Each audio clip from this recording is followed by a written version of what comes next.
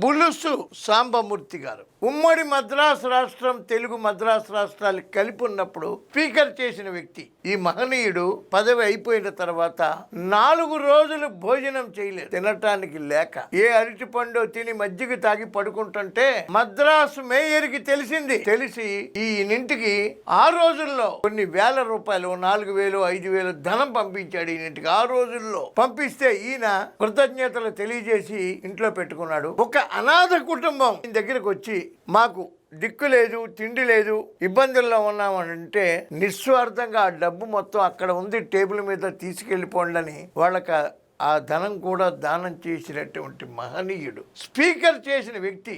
Municipal councillor చేస్తే 30 కోట్లు సంపాదిస్తున్నారు ఇవాళ. అట్లాంటి మహనీయుల్ని జ్ఞప్తికి తెచ్చుకుని వాళ్ళకి నమస్కరించి సన్మార్గంలో నడుస్తారని, సేవా మార్గంలో నడుస్తారని రాజకీయ నాయకులకి శిరస్సు వంచి నమస్కరించి ప్రార్థిస్తూ అందరూ కూడా మహనీయుల్ని జ్ఞప్తికి తెచ్చుకోవటం మన ధర్మం, వారి ఆశయాల్లో నడవటం మన ధర్మం. జై హింద్.